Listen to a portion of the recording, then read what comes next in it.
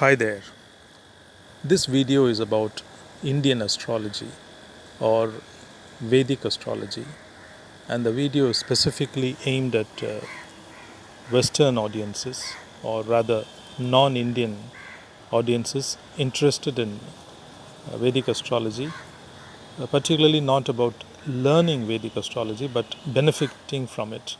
And to benefit from Vedic astrology, naturally you need to know your Indian moon sign, and this video is not for anyone who's much familiar with Indian astrology, because in India most of us know our moon sign. We have our astrological chart available with the family, so this video will be superfluous for them. It'll be in fact quite boring. But for the non-Indian audience and Indians living abroad who have lost touch with their heritage, this video will help them first of all generate a free Vedic chart. Today there are many online tools, I'll talk about that, and also look at some of the key aspects of the chart, so that when you talk to an astrologer either through phone or in person, Indian astrologers are available all over the world, and today phone consultation is available quite easily and quite economically. And so having this basic data will help you understand your own chart better, and also what the astrologer is going to tell you. The first things first, you already may be familiar with your sun sign because you'll be reading magazines about your weekly horoscope. Sun sign, for example, Gemini or Virgo, is not the sun sign, is not the sign that Indian astrologers would use. Sun is important in Indian astrology, but definitely not as much as in Western astrology. So Indian astrology is based on the position of the moon over your natal chart, and the calculations which Indian astrologer uses is also different from that of the Western astrologer. So the very basis of mathematical calculations used by the Indian astrologer is very different from that of Western astrology. And so first you need to know your moon sign, the position of your moon on your natal chart, and the position of moon on your Western natal chart will be different from that of the position of the moon in the Hindu or the Vedic chart, because the calculations being used are different. So first things first, you need to know your moon sign. You need to know whether your moon is in Gemini, Cancer, Leo, Virgo, and so on and so forth in your Hindu Vedic astrology chart. And for this, Google is your best answer. Go to Google and type in generate or create Vedic astrology chart, and several websites will pop up. Almost all of them will give similar and identical results. All of them are free, and they will also give you a basic interpretation. Please don't go by that free interpretation, because that is the cookie cutter ready-made stuff. It may not at all be accurate, but the chart will be very accurate. And typically if you go to a website like mykundali.com, I mean, just typing in Vedic astrology chart generator, this website is likely to pop up in the first 10 websites. This is the website many of us use. Type in your nickname or name, date of birth, and the time as accurately as possible. If you know the time up to the last minute, please feed in that. Otherwise, at least you should know the time rounded off to the 10th minute. This doesn't affect your moon sign as much as it affects other aspects of the chart. Anyway, if you don't know it up to the last 10 minutes, let's say you think it is 6:30 and your mom had told it is between 6:30 and 7, it's okay. You can put it as 6:45 in the morning. Be careful, AM and PM. Most websites would give you a 24-hour clock, so I don't think there'll be a confusion on that. And then the location of your birth, wherever you are born, that city. Most likely, almost all Indian websites cover the entire globe. They don't just talk about the Indian cities. So let's say you were born in, let's say, Zambia in Africa, and you type in LUS, and Lusaka should pop in, and you should get the longitude, latitude for that city. even remote places like Anchorage in Alaska. Type in Anchorage and it will pop in. Suppose you were born in a small village and it is not in the database, just go to the nearest town which is less than 50 miles from your place and it should work. Southern Hemisphere, places like Australia, Sydney, Melbourne, Perth, all these are found accurately, and the northern latitude and southern latitudes would be accurately put in. In the very rare case of a town being very far away from any known cities in the database, then you can manually feed in your latitude and longitude. That most often will not be required. Anyway, once you feed in all this and say generate chart, you should get on the screen the Hindu Vedic chart. Now, for the topic of this discussion, I would suggest that you generate a South Indian type of chart. There are three different types of charts in prevalence in India. There is just the visualization part. The charts are mathematically the same. The South Indian chart is more a square type, and the North Indian chart will have diagonal lines, and similarly the East Indian chart will be slightly different. For this purpose, let us use the South Indian chart. Now, once the chart is generated using the South Indian type, you will see on the screen two rectangles, and one of them will say Lagna chart or your birth chart, and another smaller chart would say Navamsa chart. That will begin with NAV, Navamsa chart. For now, ignore the Navamsa chart. Just look at your birth chart, the bigger rectangle. In that rectangle, you will see 12 smaller rectangles in a circular fashion going around, and there will be two important features in this. One is, in every rectangle there will be planets. Some rectangles could be empty, and some will have more than one planet. It does not matter. One of the rectangle will be marked as Lagna, Lagna, Lagna, or simply sometimes it will have a diagonal line marked on the small rectangle to differentiate it. At other times it will be written as ascendant, ASC. So this is going to be in your Hindu Vedic astrology chart, your first house. Then locate your moon. Moon will be in one of the rectangles, one of the 12 rectangles, and that will be the position of your natal moon. Your sheet will also tell you two different informations printed on the side. One of them will be nakshatra, another will be rasi. You will want to know what is your rasi.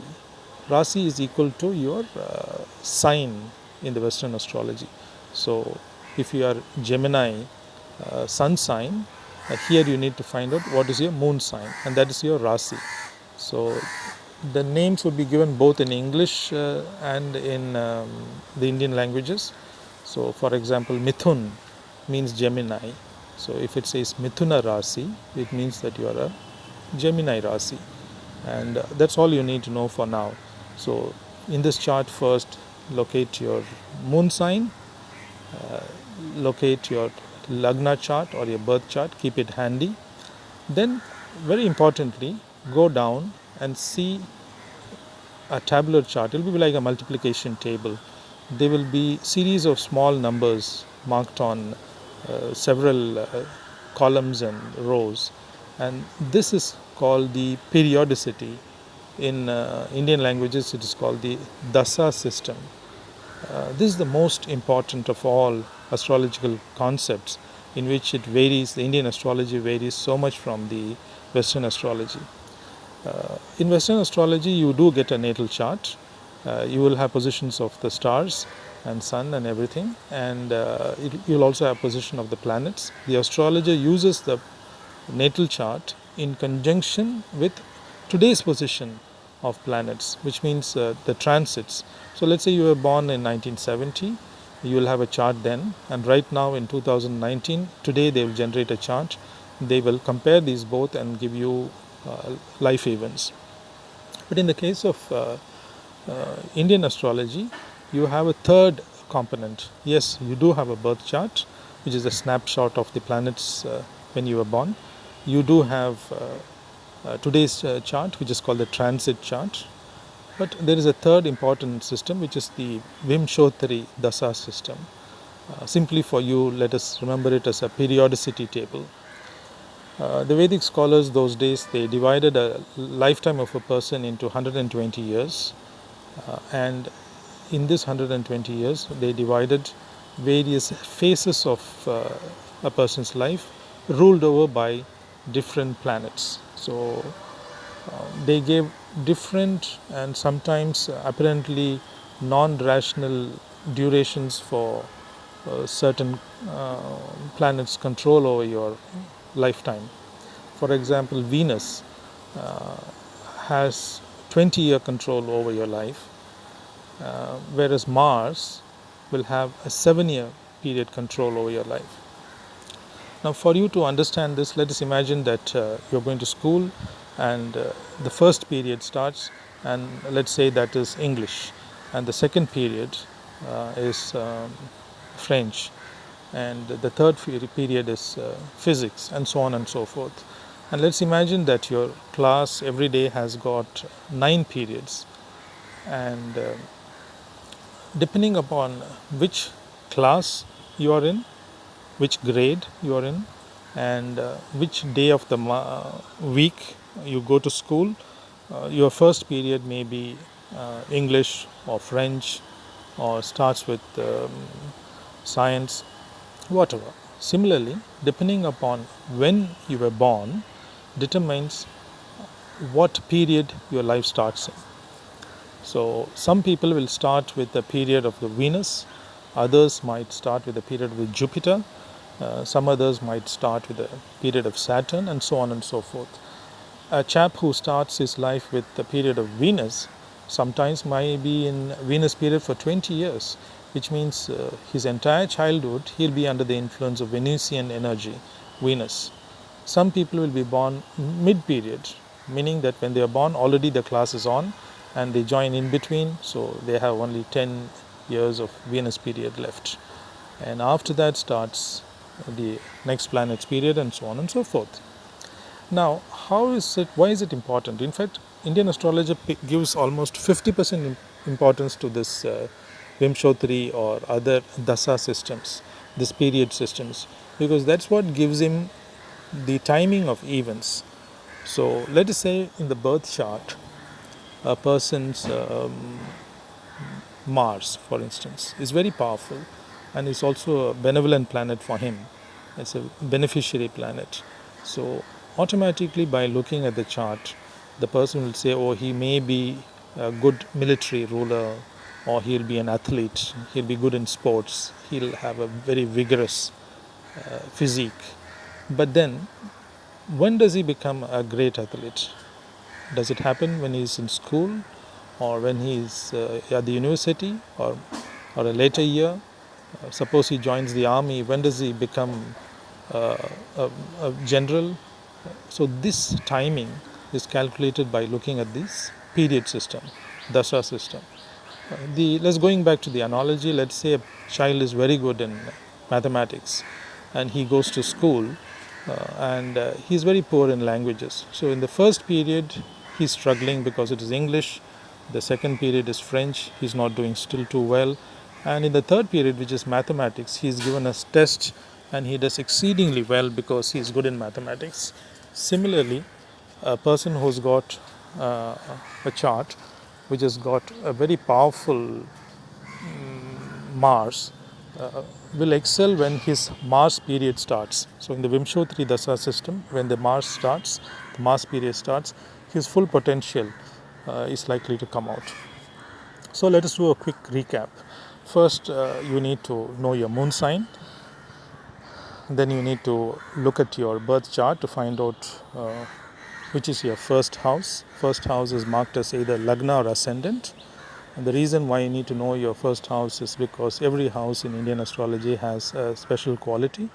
For example, the seventh house deals with marriage, and if in the seventh house you see Saturn, then it could mean that your much learning is going to come from your partnership and through your marriage. It will be a challenging aspect of your life. So you need to know your chart in that minimum sense. Then you look down and you look at this dasa system, DASA or DASHA, and it has got a complicated first name, Vimshottari. So instead of going into the jargon, just remember that it is a periodicity table. Just like I mentioned, it's like a school period.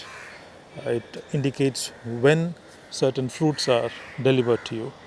So I think it's already a long audio video. I hope it helps you in some way. In more videos, I'll speak about the different aspects of these charts so that you can do a little bit of self study should you want to. Thank you for listening. Bye bye.